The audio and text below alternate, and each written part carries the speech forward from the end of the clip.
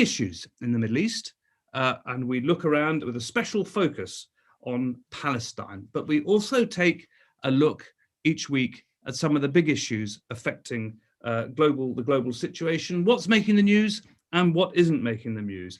And of course, we really do want to hear from you.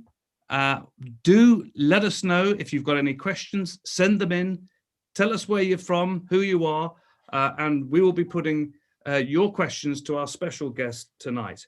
And I'm delighted to be joined by author and activist Jeff Halper.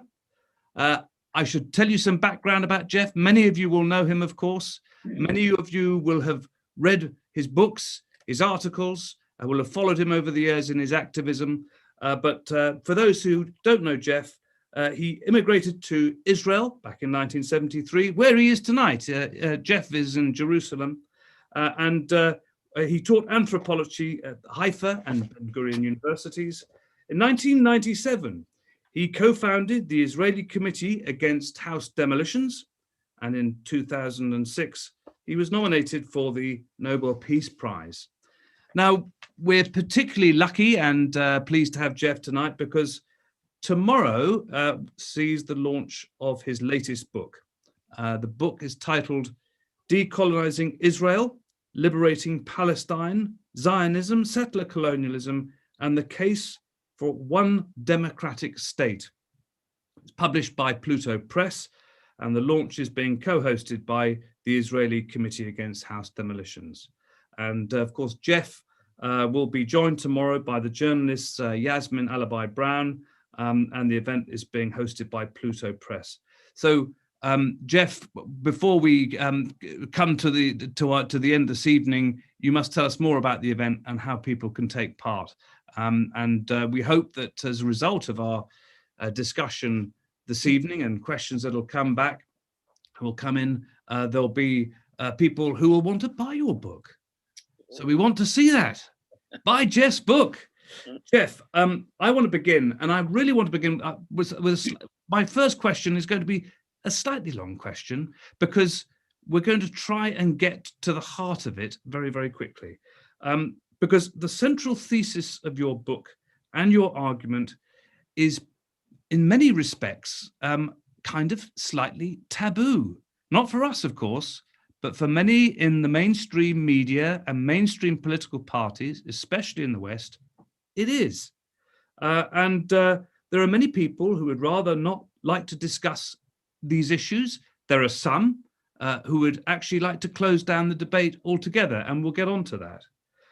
But I want to really focus on your argument. And I think it's simply probably this, that when it comes to the historic land that is Palestine, we should look at settler colonialism to provide a clearer understanding of the Zionist movement's project to establish a Jewish state in Palestine, displacing the Palestinian Arab population and marginalizing its cultural presence. Now, that's the central tenet of your argument, I think. But what I want to begin by asking you is just to simply explain to people watching tonight, what is settler colonialism, and what do you say to those who would argue that really there's no comparison with the settler colonialism that's taken place in other parts of the world, more recently, particularly in parts of Africa? Can you actually set out your stall? Right. Well, it's a very important term, settler colonialism. It's more than a term. It's a new paradigm. It's a new way of really approaching well, that's the point I'm trying to make. It's not a conflict. And I want to get away from that term. And I'll tell you why. A conflict, however you define a situation determines to a large degree what the solution can possibly be. So if you define the Israeli-Palestine issue as a conflict, it locks you into a certain kind of an approach, a conflict resolution approach.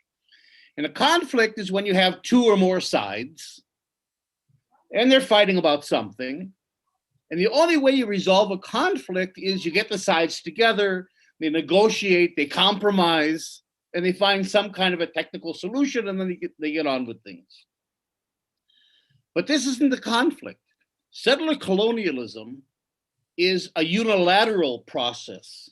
Settler colonialism is when a people come to a country with the intent of taking it over. In other words, they're not coming to the country as immigrants. Jews came to Palestine, or the land of Israel, as they called it, for centuries. I mean, they were Jews here when the Zionist movement began, and there were no problems. They came basically as immigrants. In other words, they came, they wanted to live in the Holy Land. They integrated with the population here, to one degree or the other, and everything was fine with that. There was no problem with that. Zionism was a settler project. In other words, it intended, and it said very clearly, it was all up front, there was nothing hidden, that the land of Israel belongs to us exclusively. And that's part of the problem of settler colonialism. Every settler colonial movement, and Zionism isn't actually an exception. The United States is settler colonial. Canada, South Africa, Algeria, Australia, New Zealand, Tibet. I mean, there's a lot of places in the world. In my book, I sort of get into other areas, other places as well. Much of Latin America, was settler colonial in that the old form of colonialism that we're all familiar with, the British in India, where the British come in, they conquer India, and they want to extract and exploit its resources and its cheap labor. But there was never an intention of India becoming a part of Britain. They never said the Indians are British, or we're going to give them citizenship, or, there was none of that. That was classical colonialism. Settler colonialism is when the settlers, and it happens in every case, the settlers make up a story, a narrative about why the country that they're coveting belongs to them. It usually has to do with God. God gave it to us, or, whatever the story is. And of course, with Zionism, it was ready-made because you had the whole biblical account. So the idea was that we, the foreign people coming into this country, we are entitled to it. It belongs really to us. You see? I'm wondering, Jeff, because settler colonialism is very often associated with those parts of the world where the settlers ended up being, despite their best efforts possibly, being in a minority and remaining in a minority and eventually losing power and either accepting that or leaving. And you mentioned Algeria, the French colon. I'm thinking about southern Rhodesia and Angola, where there was an attempt, by the way, by the Portuguese to assimilate Angolans into becoming Portuguese. That's right. But you do seem to draw a distinction between that kind of settler colonialism and the settlerism of the Afrikaners, the Boers in South Africa. They end up becoming the white tribe of Africa and remaining and compromising and surviving. So there seem to be lots of different types of settler colonialism. I suppose where people would come back and say, well, how outrageous that Jeff is saying this is because they'd say, well, look, yes, he's talking about these countries, but that have been settled over the past few hundred years or whatever. But actually, in Palestine, there have been Jews for millennia. So this is not a new thing. That's right. No, but the Jews coming for millennia weren't settlers. They didn't come to take over the country. They came to live in the Holy Land. That's all. That's fine. But no, there are different kinds of settler colonialism. Now, it's true in Algeria and Mozambique and Kenya and other places, the settlers were a minority, and they either stayed or in many cases they left if they were a small minority or a minority. On the other hand, you've got the United States and Canada and Australia, where in fact the settlers are the vast, vast majority. And the problem there is that the indigenous are so small and so marginalized and so powerless that they have no more chance and no more aspiration of taking over and they're not going to overthrow the United States. So in those situations, the indigenous population simply try to carve out as much as they can of a cultural realm of their own, their land, some control of land, some control of resources of their culture, but within the larger framework. Israel Palestine or Zionism is much more like South Africa. It's a middle level kind of a thing. And that is that the settlers did succeed in creating a state. The South African state of apartheid, the state of Israel, they succeeded in creating a political reality, a state, and so on, that can't be ignored. But they never succeeded in defeating the indigenous, like the Native Americans, for example. In other words, they never succeeded in so overwhelming them, either demographically or power-wise, that the indigenous population gave up its aspiration of having a country of its own, a national identity. So the difference between, for example, the Native Australians or the Native Americans and the blacks in South Africa or the Palestinians is that the former were small populations that had to deal with a much more powerful and wider settler colonial society that it wasn't going to get rid of. Whereas the South Africans and the Palestinians were strong enough demographically. I mean, the Palestinians are more than half the population. They're not the minority here. Before refugees come back, they're strong enough demographically, they're strong enough politically as a people that they can still aspire realistically to a state, if not a state of their own, at least a state in which they get into a sharing kind of an arrangement with the settlers, like South Africa did. So in other words, well, I mean, Jeff, kind of settler colonialism here, in which the settlers are not going to go away, as they did in Algeria, but at the same time, they're not going to become small minority groups like they did in the United States or Australia. I mean, Jeff, you'll recall that in South Africa, I mean, towards the end of apartheid, actually when it's almost at its zenith, come to think of it, but it was already dying. The apartheid regime set about creating homelands, Transkei, Ciskei, Bantustans, they were called.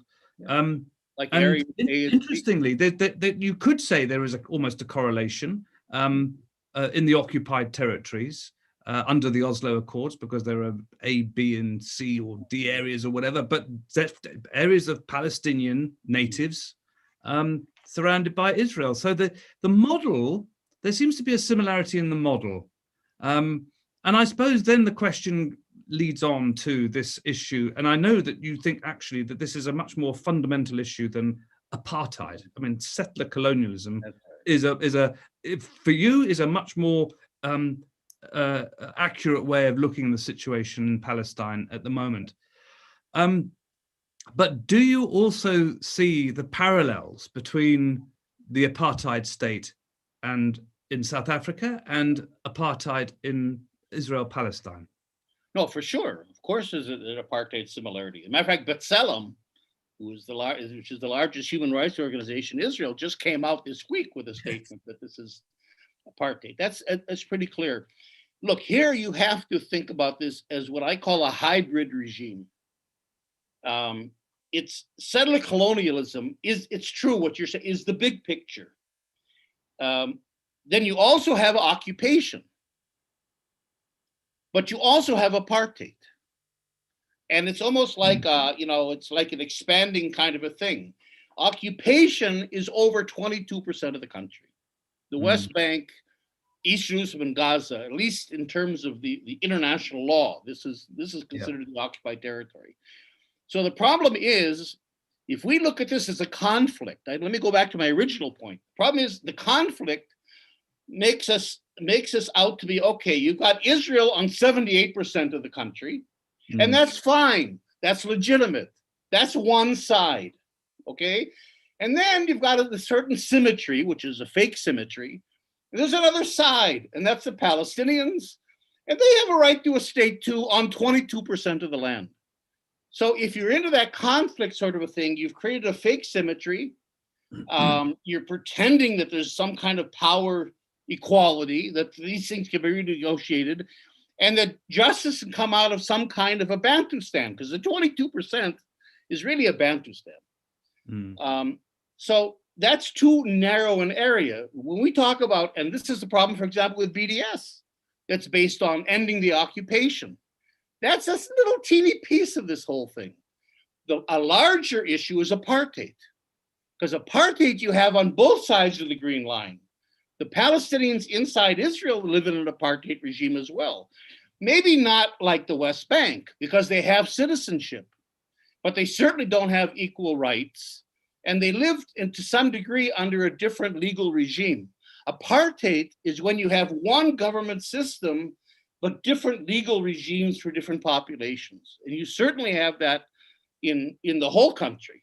But the big picture is settler colonialism, because that means that the whole country has been colonized. And the way you get out of a conflict is by conflict resolution, like I said, negotiating. So, you've got years and years of Oslo and Madrid and the Kerry initiatives and Annapolis and all these ridiculous that aren't going to get anywhere because it isn't a conflict. It's a unilateral. In other words, the reason settler colonialism is so important to understand is that it's unilateral, is that the indigenous population has no rights. It isn't a side. Zionism never, ever saw the Palestinians as a side with any rights of their own. It doesn't, until today, Israel's never recognized the Palestinians as a people. So from the Zionist point of view, this colonial point of view, the whole idea is, yes, we're taking the whole country. That's what Zionism set out to do. Zionism didn't set out to take 78% of the country. Jeff, I was interested in what you were saying about settler colonialism and its relationship with Zionism. Right. Because I think this is a really very Zionism was the settler colonial movement. Yeah, but it's very, very important because for a lot of people looking in from outside, it's a hugely complex issue. And you could argue, actually, that if settler colonialism is a more comparatively recent phenomena through Zionism, that would explain why, for instance, the West Bank is described as Judea and Samaria. It's part of the land that Jews want to claim exclusively for themselves. Right. My question is, though, this. We have reached a situation now in the Western media where it's actually becoming very, very difficult to actually discuss issues around Zionism and settler colonialism and apartheid. And in particular, we've got this consideration right now, one of the major sort of techno giants, Facebook, actually saying that it wants to include Zionism, use of, as hate speech. That's right. Which seems a quite extraordinary development. So I just wanted to get your take on that, because if we can't even talk about these issues, how are we ever going to solve them? That's true. But the first step is that we have to develop a vocabulary of our own. We have to start using a colonial vocabulary and terminology. So, for example, instead of talking about peace and negotiations and all these conflict resolution related things, we have to start talking about decolonization. The only way you end a settler colonial situation is by decolonizing. And we can get into that in a few minutes if you want to. The problem, I'll tell you what the problem is. The problem is, and in a way it's good that we change our language, because then we can stay one step ahead of Facebook and everybody else. They can censor language that we used in the past, but they'll have trouble keeping up with us. The big problem is, look, settler colonialism is a well-known entity in the academic world. There's journals and there's 1,000 articles and there's books and everything else. The problem is that it hasn't yet penetrated into the popular discussion. We don't use the term for the exact reason that you started out with. People don't know what settler colonialism is. You say settler colonialism, it sounds super academic. It's not a term we're familiar with. Then you get into decolonization and you say, what in the hell is that? Oh, well, yeah, I was going to ask you about that. You see, when we're using terms like occupation and apartheid, then those are easily understood words. So that helps us. But they're not helpful terms in some ways, especially occupation. So what our task is, and this is a task that we should all try to work together with, is how do we translate, because I haven't found the answer yet, a complex analysis based on terms like decolonization, settler colonialism, into a language that can be easily understood by people.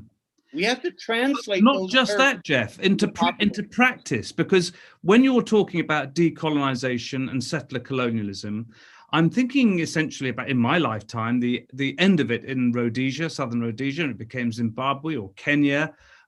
Essentially, the settlers had to agree to hand rule over to the majority. There was majority rule. Well, but also the use of that language would suggest to a lot of Israelis that if they're going to be described as settlers and colonialists, that actually their position in Palestine is vulnerable. So they're not likely to be signing up to all of this, are they? So what would the decolonization of settler colonialism actually look like in Israel-Palestine? Right. That's a real issue because but it's very much again like South Africa. In South Africa, they knew they had to decolonize. You couldn't reform apartheid. You couldn't tinker with it and make it. And but they also knew that the majority white population, most of the whites in South Africa, they weren't the majority population, but most of the whites in South Africa would never go along with dismantling the apartheid regime. So they took that as a challenge, and governments also weren't on their side, the ANC side. And so what the ANC did is it went right to the international civil society. We were all involved, churches, religious groups, political groups, university groups, human rights groups. I mean, everybody was involved in the anti-apartheid struggle. That's similar to the Palestinian issue. The Palestinians know, we all know, that Israeli Jews are not going to be proactive partners in dismantling Zionism and decolonizing. And by decolonizing, what I mean is to dismantle all the structures of domination and control that exists, create a new civil society based on equal rights, equal individual rights, although you can have your own identity if you want, your national, ethnic, religious identity, but equal individual rights, and then come up with a whole new democratic state. That's the idea of decolonization. But we know the Israeli Jews aren't going to be partners in that. So what we have to do is what the ANC did, I think, is we have to go to you guys, the international civil society. And the good news here is that there's a huge movement for Palestinian rights in the world. Yes. I mean, there's all over the world, there's groups for Palestinian rights. The problem is that they're floundering because there is no political program. You can't be in a political struggle without a political program. BDS is not a political program. So we have many great campaigns against house demolitions, against settlements, in support of Palestinian rights. I mean, all over you have that, but it's lacking that focus. It's lacking that ask, that demand, the political program. And that's what we're trying to insert in the One Democratic State campaign that I'm a part of. We're trying to insert a political program. And if we can do that, and we already have the infrastructure of international support among the people, I think we could replicate what the ANC. Jeff, let me come back to you on that, on the democratic one-state solution. But before I do, I just want to bring in some of our viewers from around the world who've been sending in messages and some questions, and perhaps you might be able to answer some of these questions. Wally Yazbak, he says, welcome, Jeff. Mike Martin, he said, hi, Mike. Hi, Jeff. This is Mike from Aberdeen in peace. Lenovo asks, I agree that a single democratic state is probably the best option for Palestine, Israel, but as Jeff makes clear, the Zionist intent is Palestinian erasure. How does Jeff see the Zionist mindset ever moving from his historic and ongoing separatist exclusivism? Another couple of questions. Kate Scott. Kate says, Jeff is so right that this is not a conflict of equals or anything like, but how do we set about representing that fact to our governments who continue to declare that they support a two-state solution and the general public, which generally accepts the propaganda that all Palestinians are terrorists? Michael Sumner says, I'd be interested in joining a one-state group. Is that currently possible? Well, look, there are lots and lots of other questions coming in, which we'll get to. But do you want to take up some of those, Jeff, just to be getting on with? Sure. Well, I think a couple of them I answered towards the end, but one question is, why do governments, why are they so committed to this conflict resolution thing, two states? Biden now is back to the whole two-state thing. What is there? Why are they so inflexible about that, insistent on two states, even though they know that the two-state solution is gone? John Kerry, at the end of his initiative in 2016, I think it was, basically said the two-state solution is gone. Martin Indyk, who was the American ambassador, who was the head of AIPAC, said that the two-state solution is gone, but still they hang on to it. And they hang on to it for the reason that it's a great tool of conflict management. They don't want to resolve the conflict here. Israel is their ally. I wrote another book that's called War Against the People, in which I lay out how Israel supplies the technologies of repression, military technologies, all kinds of population control tactics that it's learned on the Palestinians, biometrics and security controls and so on, to states, from the United States down to the Emirates and all over the world. Israel is one of the leading, China as well, one of the leading exporters of security and military. So it's very useful to the United States, and no politician wants to expend the political capital that you'd have to expend to make Israel somehow withdraw. You'd get into a fight with your own political party. You get in a fight with the media. You get in a fight with the Jewish community. You get in a fight with the church communities. I mean, it's a lose-lose issue for a politician. The best thing is conflict management. Let's just keep the two-state idea going and going and going. We can negotiate forever. There's two sides, that whole conflict kind of a thing. And that's why they're so committed to it, because it'll let them keep this illusion going forever. You can always say there's going to be another round of negotiations. And of course, the Palestinian Authority is playing into that as well. They legitimize it. So that's why we have to get out of the conflict resolution model and to say this is really fakey, and it's actually supporting the Zionists, and try to get into another model of this idea of decolonization. Yes, I mean, you see, the thing is, you did mention, I was going to raise this with you, the issue of Palestinian leadership. And of course, we know that the whole Palestinian leadership has been riddled and infiltrated, and opposition movements are riddled and disabled. We know all of that from what you've just been telling us. And we also know that historically the Palestinians have been badly let down by many of their neighbors, and whereas the view on Arab Street is very, very different, the governments, as we've seen, the recent Trump deals that he's brokered between UAE and Israel, all better. So I think we can see very clearly where you're coming from in terms of your argument, but the problems are so manifest, so difficult to mobilized behind this really quite obvious solution of a democratic one state, a secular one, I'm assuming from what you've been arguing too. Right. It's just, where do you start? Where do you start? Right. Well, you start where we're starting in the One Democratic State campaign. You start with the Palestinians. There has to be a Palestinian buy-in to this. We can't represent the Palestinians. We can support them, but it's their struggle, and they have to say. Now, the problem is, of course, that on the one hand, the Palestinian leadership has been co-opted.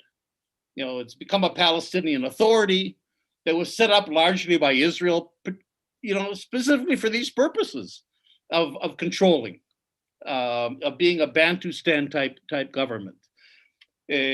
Abbas, Abu Mazen dismantled the PLO, basically. The PLO was the national leadership, way beyond the Palestinian Authority, and basically that's been dismantled. And most Palestinians today, I mean, I would say, if I don't want to represent them, I would say the vast majority of Palestinians have no problem whatsoever with the one-state idea. That's been the idea for years. The PLO began with the one-state idea. The problem is they don't believe it's possible.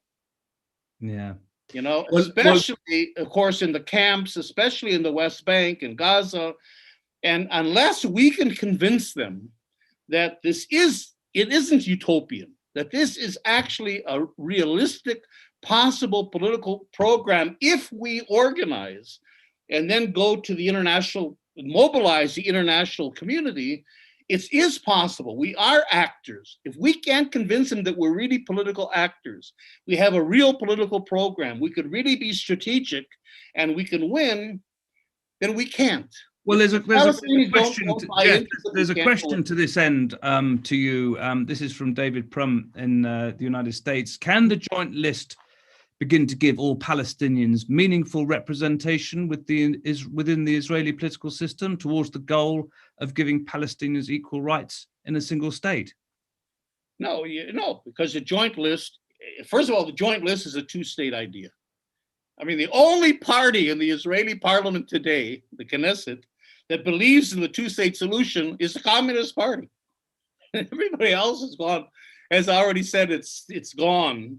We don't care that it's gone. Only they hang on to this. And it's a catch-22, because in order to run in the Israeli elections, or as you would say in the UK, to stand in the elections, you have to, if you're a candidate or your party's a candidate, you have to sign an oath that you support the idea of Israel as a Jewish state. So a party that wants one democratic state couldn't run, couldn't be active within the formal Israeli political system. That's why we have to go extra parliamentary. We don't have a mechanism, a political mechanism. We don't have a party. We don't have a state that allows us to function. And so we've got to do what the ANC did, and that is carve out our own political space using our only allies, who are the international civil society, the people. I've got a question here. This is from Paul Parker. He says, the way to end settler colonialism is decolonization by dismantling Israel's matrix of control over Palestinians. However, Palestine needs a single voice. So long as Hamas and Fatah are opposed to each other, Israel won't agree to a democratic state. So he says, Paul says, how can Palestinians unify their government or their movement? That's right. You don't need a single voice. We forget that when the ANC was founded in South Africa, there was a significant movement against the ANC. There was, for example, the Pan-African Congress of Minnie Wendella and Steve Biko that didn't support in other words, they weren't the only voice. There were a lot of other voices. But in a sense, the ANC was able to formulate a political program that made sense, that could show the way forward, that people could mobilize around. So I think we have to find a voice. And here it's very difficult, because a lot of Palestinians, it's true, see the PLO as their national representatives still. But in a way, it's a myth, because there is no PLO. And the problem then is we're saying, well, why can't we become like an ANC and become a civil society movement for one state? In other words, why can't the leadership come from the people up, the Palestinian people upward? And there's a certain resistance to that, because their idea is, well, what mandate do we have? We're not there. There is a Palestinian national leadership out there somewhere. We have no right as the people to take that initiative. And that's one of the things the Palestinians are going to have to break through one way or another. Either resuscitate a PLO or develop a new grassroots organization. Jeff, you will have seen that Mahmoud Abbas is talking about new elections, which came somewhat out of the blue. Now, what do you think could possibly happen here? Does this new leadership emerge? Does this new manifesto, if you like, does the PLO revive? Does it like the phoenix from the ashes? Does it come back? I mean, what do you think? What do you think is the purpose of Abbas's decision to announce new elections? Does he see this another way of trying to retain power himself, or Is he losing? I mean, what's happening? It's all conflict management again. He represents a very small little elite of VIPs that are actually profiting from the whole occupation. You know, Salam Fayyad, who is an unelected prime minister of the Palestinian Authority, coming from the World Bank, was talking about a viable apartheid. In other words, for him, he said, I don't really need a state. I don't need land. I don't need territory. I need economic space. So if Israel would allow my business community to go get on with its business and trade with Israel and send our goods over to the Arab world, that's enough for us. In other words, you have a Palestinian so-called leadership today that hasn't been elected, that really I think is illegitimate, but claims to be the leadership, that really, you know, is able to kind of say, we can live with apartheid. Give us this right and that right. Let us have elections. Let us have these little symbolic things. You can fly our flag over the Muqata, and that's kind of enough. And they're a collaborationist leadership that, in my view at least, but I'm not Palestinian, so I can't really judge them, but in my view are illegitimate. I mean, we're getting some questions in. Fahid Abu Akel. Fahid is asking the question, really, I mean, how really can you make progress towards a one-state solution? When the international community is still pushing for the two-state solution, but as he says, when, for instance, the United States continues to send $3 billion every year, possibly more now, towards Israeli defense needs. Look, Israel's not as strong as it seems. Israel, in my view, has lost it in the court of public opinion. You see it, you know, how the Labour Party in the UK is frantically trying to, you know, and the Tories as well, actually, and everybody, you know, in other words, Israel is stronger with governments because it has something to offer governments. It's got, again, the military security technologies. It's a strategic location. It can deal with Iran and Saudi Arabia. You know, it has an important geopolitical role. But in terms of the peoples of the world, I think Israel's completely lost it. I don't think Israel's any more popular than apartheid South Africa was. Now, so that's that. In other words, the ground is fertile, but the only way something's going to move, you know, just because you're unpopular doesn't get you anywhere. The only way it's going to move is if a force emerges from within the Palestinian community that says, this is the way out. This is a program. We've developed, for example, a 10-point program that you can see on our website. We have a website that's called onestatecampaign.org. And I think it's a very powerful program. It has to be fleshed out much more. But that, you see, that gives direction and focus and leadership to a massive movement of people all over. Now they know where to go. And then I think that unleashes tremendous forces. Well, so thank you for mentioning that, Jeff. I mean, I think it's going to be very important, for especially people watching tonight, people who are going to share this with friends and colleagues and campaigners, that we learn more about the One State Solution initiative and what you're doing. Because, you know, from what you've been saying throughout, the Palestinians looking towards international opinion, international support, from where we're all coming from, we can see it, but we can also see this closing down of the debate in the mainstream media. And just as an aside, I mean, it'd be of interest to you, I don't know if you picked this up, but the British Labour Party has, in the past few weeks, it's been revealed, appointed a former Israeli military a former analyst, spy, essentially, to look at its social media campaign. But more significantly than that, I was watching that whilst the British Foreign Minister, a Conservative, was critical of the latest, as they always are, of the latest plans for more illegal settlement build, the Labour Party had nothing to say at all, and has said nothing about the vaccination program as well. So this is an extraordinary thing. But look, here's some more questions coming in. Roger Waters. Roger says, should we advocate for a single democratic equal rights for all state called the Holy Land, whatever that is in Arabic and Hebrew?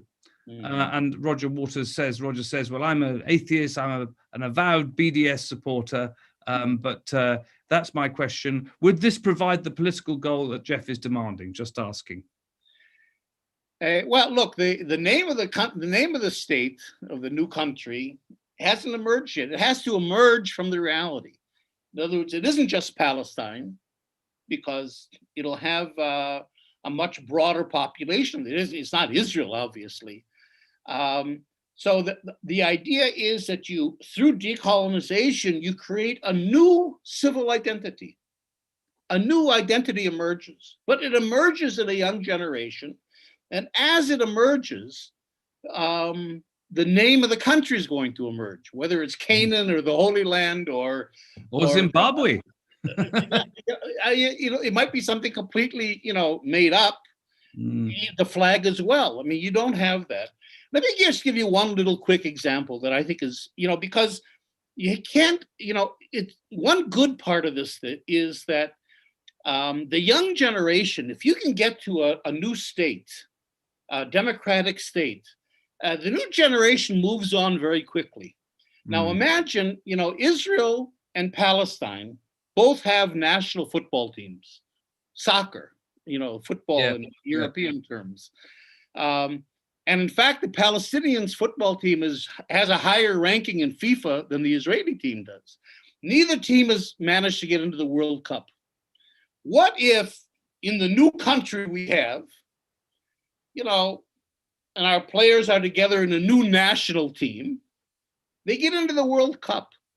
Can you imagine what a nation building kind of a thing that would be, that everybody is now behind our national team?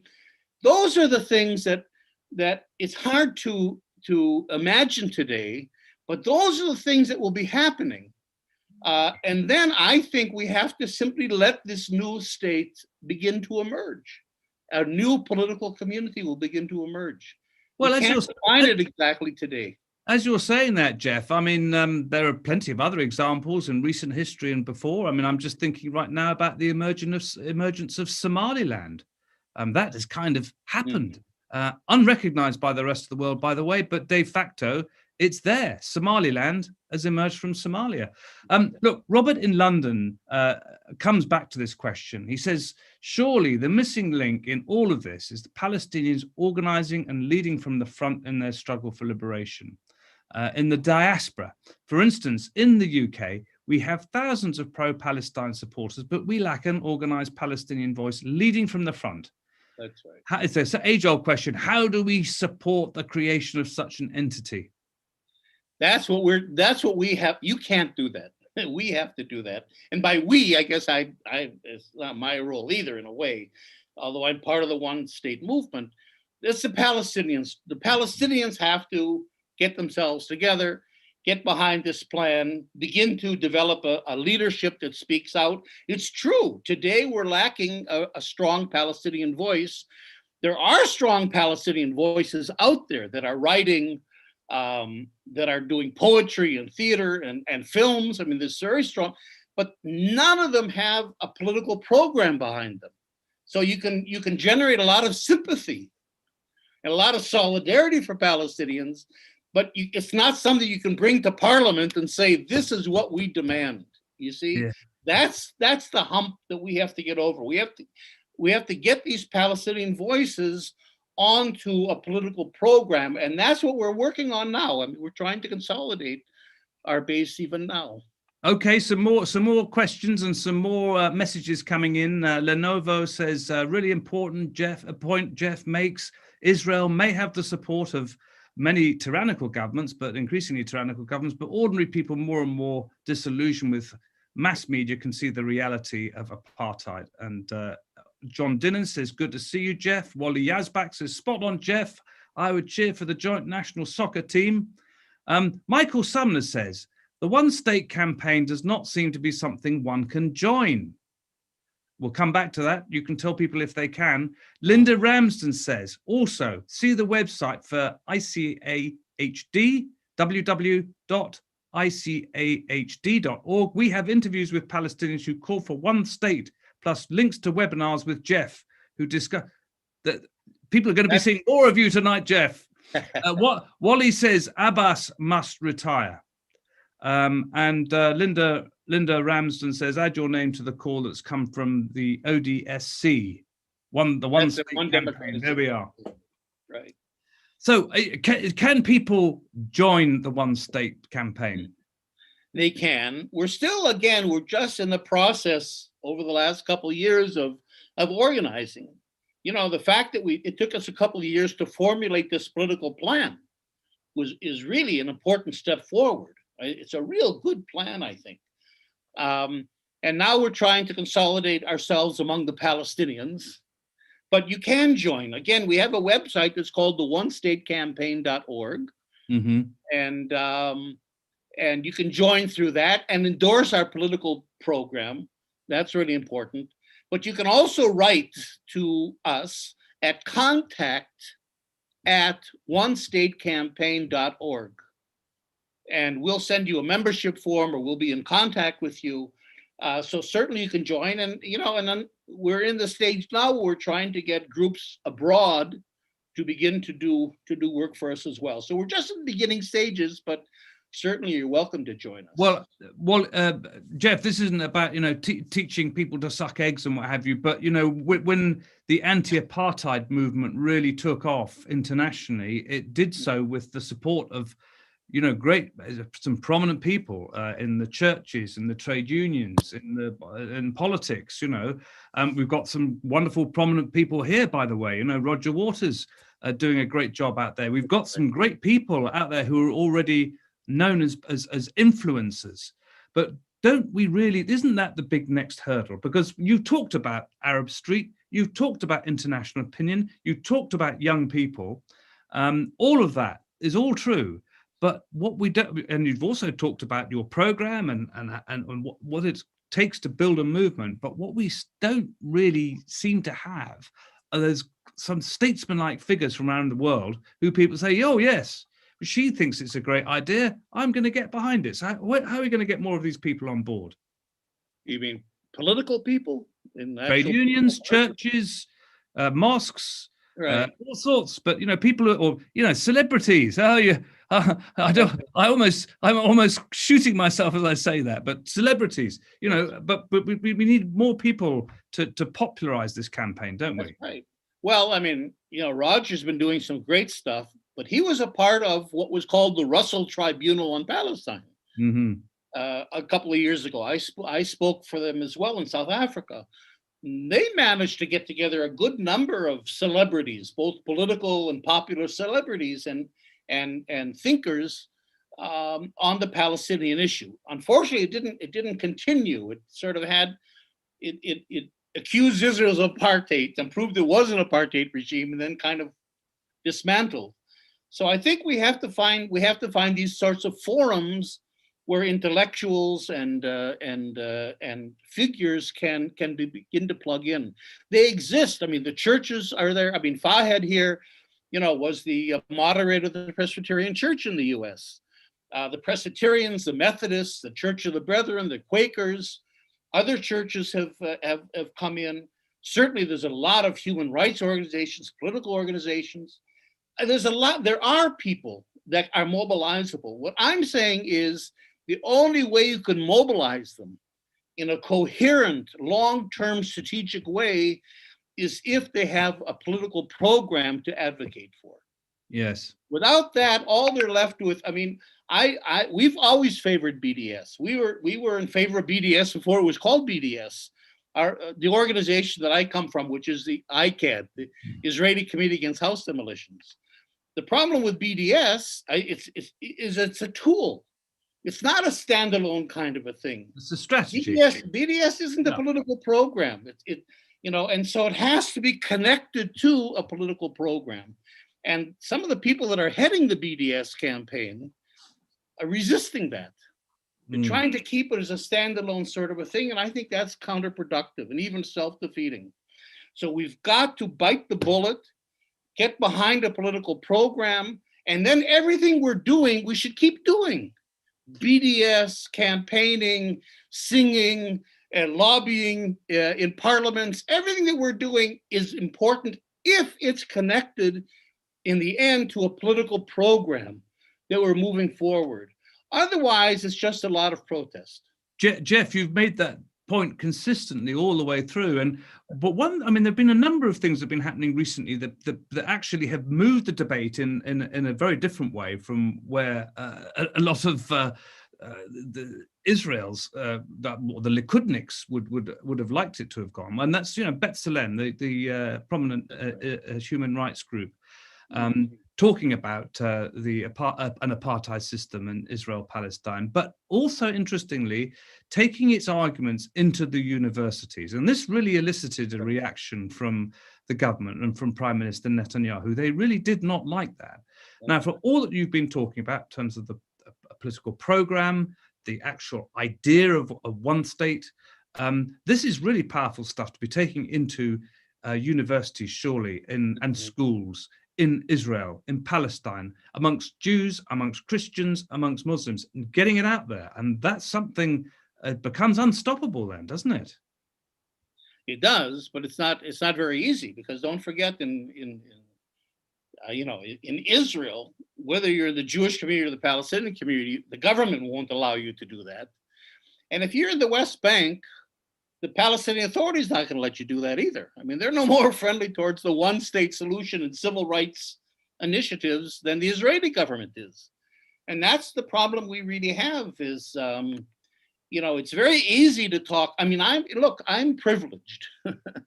As an Israeli Jew, I live in a democracy. Israel's a great democracy if you're Jewish. So I can speak out and I can yell and I can be on the street corners and I can do this and that. And advocate. For Palestinians, it's much more difficult. They've got 1,000 things to think about. They're very vulnerable. Most of them are barely surviving. There's a lot of sanctions that they face, whether it's from the Israeli government or from the army or from settlers or from their own Palestinian Authority. So we really have to cut them a lot of slack. I mean, I'm not trying to say that the Palestinians are holding back. I think there's a lot of reasons that are holding them back, and I think it's a process. But it's not as easy a process to, for example, if a Palestinian organization would say we support the one-state idea, they would be cut off financially, not only by churches in the UK that support them. You can't say apartheid anymore. It's even getting hard to say occupation and still get funding. The UN cuts you off, the EU cuts you off. Well, this is it. Jeff, this is true. Now, I wondered if I could just take you, because, this is, you touched on it just there. A question from Alex Bastos. He says, hi, Jeff, great to hear from you tonight. In the South African struggle, the national movement was divided, but Mandela and his close allies in prison were able to unite many Black South Africans, despite how divided the liberation movement was and of the obstacles outside. Could imprisoned Fatah member Marwan Barghouti, who has remained fairly popular among many Palestinians, be someone who could do that, be like Mandela, if you like? And if so, do you think he would embrace the one democratic state campaign? You'd have to ask him if you could get to him. Look, the problem is, I mean, Marwan is a very brave person, and he's really paying the price for his convictions. And he is one of the few Palestinian political leaders that, it's true, does have that transcendent kind of an appeal. He goes way beyond Fatah and the left and the right and within the Palestinian. He has that ability. So far, he's proven himself basically a loyal Fatah person. In other words, he's still committed, as far as I know, to the two-state solution. He hasn't disconnected in any way from Abu Mazen and the PA. And so I think right now there's no indication that he would be willing to do that. He could very well be a Mandela-type figure. But I think, I don't know. I don't know what's going on in his mind, and certainly I could never judge him in his situation, but right now there's no signs that he's willing to make that transition. Right, we're running sadly towards the end of the show. We've only got a few more minutes left. I'm just going to just look at and put some final questions and points to Jeff from you all out there. Chet Johnston says, one state seems to be a good initiative with potential. However, if it is gathering momentum, it must hope to be a major pressure on all parties to make them comply. But is this still colonial thinking, defining a solution that Palestinians have to get on board with? So perhaps you could look at that one, Jeff. Wally Yazbak, he says, thanks, Jeff. You're the face of justice amongst Israeli Jews. God bless your heart. Roger Waters says, things have changed. 14 years ago when I joined BDS, you couldn't say the word apartheid in the Israeli context. Now you can't join the conversation without saying it, because it's a fact on the ground, whether the UN or the EU or churches like it or not. The trade union movement is with us. Thank you, Jeff and John. So look, we are coming towards the end. I mean, Jeff, it's been a fascinating time spent with you today. We're very grateful because I think my gut feeling, sadly, we can't see everybody who's joining us from around the world, but I suspect an awful lot of us feel quite beaten back because we are being told that we can't debate this and we can't debate that. And I have a horrible feeling that if you were here in Britain and you were a member of the Israeli Labour Party, a member of the British Labour Party, you'd probably be in the process of being expelled. That's right. So this is a terrible situation. With my friend Shamak over. Yes, absolutely. But anyway, Jonathan Kutab has said, I've recently published through Nonviolence International a similar vision for a one-state vision that addresses the needs of both Israeli Jews and Palestinian Arabs.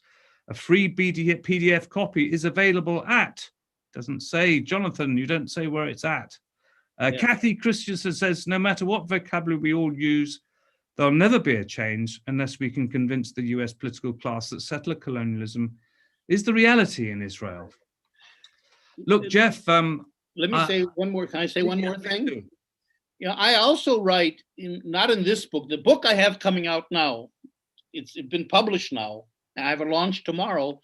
Is called Decolonizing Israel, Liberating Palestine, Zionism, Settler Colonialism, and the Case for One Democratic State. It's published by Pluto Press, so you can buy it already. But in the book before, War Against the People, I talk about global Palestine.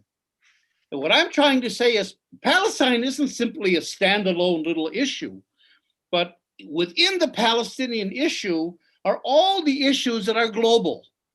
Military issues, issues of neocolonialism, issues of capitalism. In other words, the Palestine struggle in many ways is emblematic of all kinds of struggles of all kinds of peoples all over the world. And so I think that's something we have to emphasize as well, is that when you go to, now the Keystone Pipeline is in the news because Biden canceled it. When you went to Standing Rock in the Dakotas, when they were protesting, the Native Americans were protesting against the pipeline, people told me there were more Palestinian flags there than there were American flags. Palestine's become emblematic, and we can use Palestine beyond the Palestine issue itself. We can use it as a way to get at bigger issues. That's what I tried to do in the War Against the People.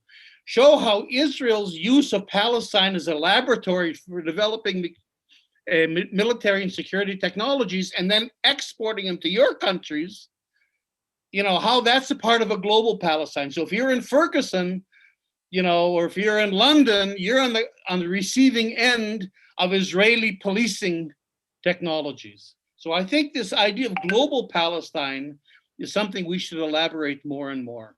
Well, thank you very much for that, Jeff. And just before you go, the official launch of your book is tomorrow. How can people take part in that? How do people take part in your launch with Yasmin Alibi Brown at Pluto Press? I don't know. Pluto's put out an Eventbrite thing. I think if you just go into the Pluto Press site, you could probably get the... Oh, look, here we are. In fact, Linda Ramsden very helpfully said, to attend Jeff's book launch, register here. There you are. Look online there. Look, also found on the homepage of www.icahd.org. So there you are. That's the Eventbrite. That's the event. Roy Little says, thank you, Jeff. Roy Little from Hereford. Palestine Solidarity Campaign says, thank you very much. We've had lots of people from all over the world sending in their questions, sending in, making some really very, very important points. It's such a shame that we couldn't include everybody. But I'd like to thank Jeff very, very much indeed. We hope to have you back again, Jeff. Good luck tomorrow. And so really, it just leaves me to say thank you once again to Jeff, and thank you to all of you who joined tonight. And thank you to the Palestine Deep Dive team to make it possible every week, to Kieran, to Omar, Alex, and to Mac. Thank you for watching. And finally, a date for your diaries. Please join us on the 5th of February when we'll be joined by our special guest, Dr. Hannah Ashwari. And of course, there's Hannah Ashwari, Palestinian leader, legislator, activist, and scholar who served as a member of the Leadership Committee and as an official spokesman of the Palestinian delegation to the Middle East peace process. So then, until then, from Jeff, from me, and from all of us here at Palestine Deep Dive, goodbye and thank you.